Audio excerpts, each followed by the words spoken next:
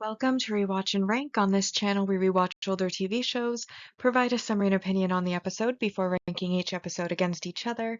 Today's episode is Bleach, the Bount Arc, episode 76, Crashing Force Freed versus Zangetsu. Episode in a nutshell is a brief reminder of what happened in this episode. So this episode picks up from where the last left off, with Jin arriving to basically welcome the Mod Souls, Rukia, and Ichigo to his mansion, while the other Bount are watching along the balcony of this grand staircase. And Ichigo, of course, demands Ishida back, starts a fight. Ryo steps forward to fight him with his doll freed. And while at first Ichigo thinks it's going to be 7-on-1, Ryo says that, Bount are independent creatures and they fight independently. So he's the only one who's going to face Ichigo. While he's fighting him, Rukia and the Mod Souls run to try to find Ishida, and they end up being waylaid by Maki, who of course was a former Squad 11 member.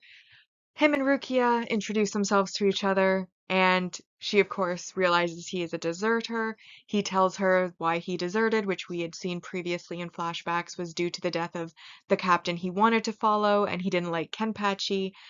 And Jin gave him a reason to live, so he's willing to give Jin everything. And he challenges Rukia to fight him, except she reveals that she can't use her Zanpakuto. She can only use the spells, and that's also why she's in a Gagai doll that she's in. And they fight briefly.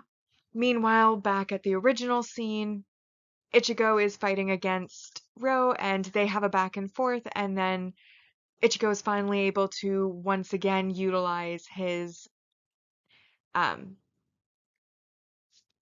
laser type attack, where he flings his spiritual energy at the opponent.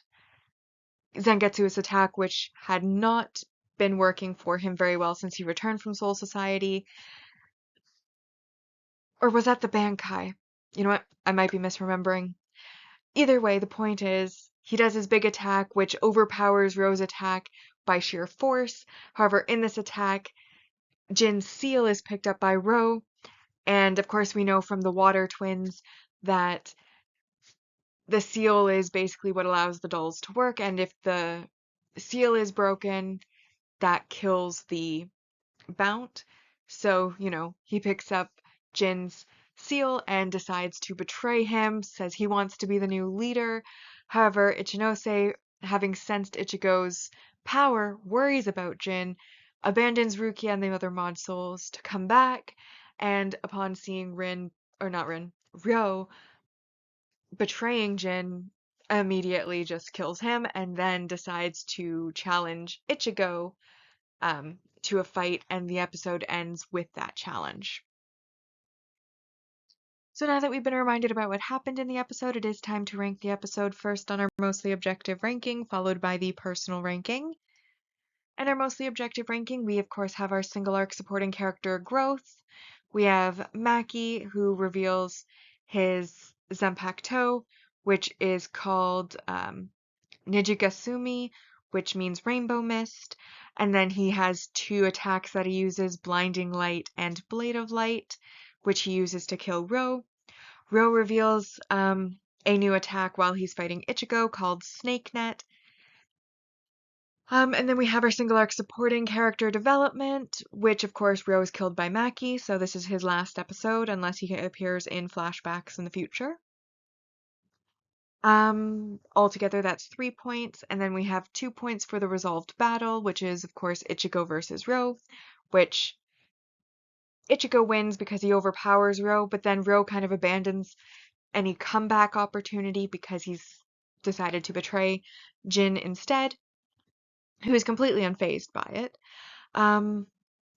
Honorable mention, while we learned with the Water Twins that there's like those seals that when that is destroyed, it destroys the Bount and it is the source of the power for the dolls, this episode does name it and call it a seal, whereas before it was just an object that we saw that they cut. However, just naming it when we've already seen it and its function didn't feel like enough to give 4 points, so I didn't give the points, but I wanted to honorably mention I could have potentially given world building points for that. I just didn't feel like it was enough because they were just naming something we already knew about.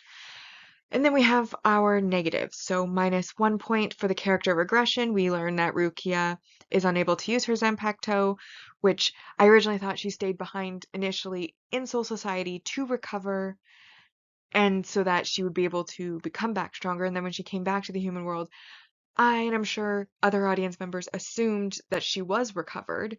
And now we learn that she's partially recovered. She can use spells and such, but she cannot yet access her Zanpakuto, which is new information that's been revealed, I believe, in this episode. And then we took another 2 points for the negative messaging or behavior, which of course is Ro trying to betray Jin. So betrayal of your allies, never a good thing in my opinion. So, betraying a villain or someone who's not your ally that you're just, temporarily working with, that's one thing, though I don't think betrayal's ever good. But betraying an ally is a whole different ballgame, so -2 points for that, ultimately leaving us with 2 out of 10. Which brings our arc ranking so far to in first, Creeping Terror, the second victim, the moment of collision, an evil hand draws near to the Quincy, gathering at the place of fortune, the man who makes his move, new school term, Renji has come to the human world, Bount, the ones who hunt souls, true identity of the devil, the secret which is revealed, Death Game, the missing classmate, Rukia's return, revival of the substitute team, Breakthrough, the trap hidden in the labyrinth, Water attack, escape from the shutdown hospital, earth-shattering event at the 11th Division, the Shinigami who rises again, Memories of an eternally living clan, and then in 13th and last place so far is this episode, Crashing Force, Freed versus Zangetsu. And now we come to my personal ranking, and I did enjoy that there was a new attack introduced. The snake net looked pretty cool. Ichinose Maki's sword and skills also were revealed, and I mean, he left little rainbow swords in the air while he was creating the light blades and the blinding light, and I thought that was very pretty, so I did not have a problem with that. However, a lot of the episode was kind of Ryo explaining how they're going to fight alone, then a very brief fight. Ruki and the Mod Souls briefly encounter Maki, have a very, very brief fight that does absolutely nothing really before Maki runs off. Um, and then Ro tries to betray Jin, which again is basically him standing around with the seal and like repeating himself over and over how he has the seal and that makes him stronger and he's going to be the leader until Maki arrives and basically unceremoniously kills him without even having a fight and then, challenging Ichigo, which means there'll be some action in the next episode for that. But I feel like while there was some action and fighting, which puts this episode higher than some of the other ones, and there was the 2 new attacks, which were visually appealing, I also didn't think that it was necessarily totally engaging because the fights were very brief, the new attacks were shown very briefly, and the rest of it was kind of boring, people standing around talking. And again, like I keep saying, I feel like I'm very harsh on the personal one for this because this isn't my favorite arc. I am really looking forward to getting to the next one and the other ones after that. But this arc, it just doesn't speak to me. I don't really find the characters compelling. I don't really find the story compelling. I don't really find anything overly compelling about it. And as a result of that, I have a complete mind blank from the last time I rewatched this series as to what exactly happens in this arc. And I do just find like when they're standing around and talking, because I don't necessarily care about these characters or find them compelling, I don't necessarily care what they're saying, and I do find myself bored. So ultimately, I did decide to give this episode a 4 out of 10 for the sake of the attacks and the brief fights that occurred. But ultimately, like I said, this entire arc really isn't speaking to me.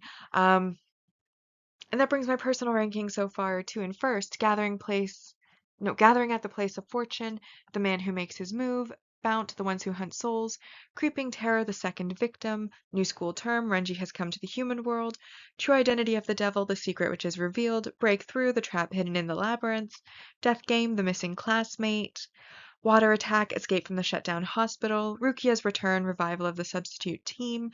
I put this episode in 10th place, Crashing Force, Freed vs. Zangetsu, followed by Earth-Shattering Event at the 11th Division, The Shinigami Who Rises Again, The Moment of Collision, An Evil Hand Draws Near to the Quincy, and in last place, Memories of an Eternally Living Clan. Bringing us to our series ranking so far. And on both lists, we are in alignment still. Soul Society The Rescue Arc in first, Agent of the Shinigami Arc second, and Soul Society The Sneak Entry Arc in third. The Bount arc so far has 90 out of 280 on our mostly objective ranking, and currently the Bount arc has 75 out of 280 on the personal ranking. But with that, we have now rewatched and ranked Bleach the Bount arc episode 76, Crashing Force Freed vs. Zangetsu. Like and subscribe if you'd like to, and I'll see you in the next episode.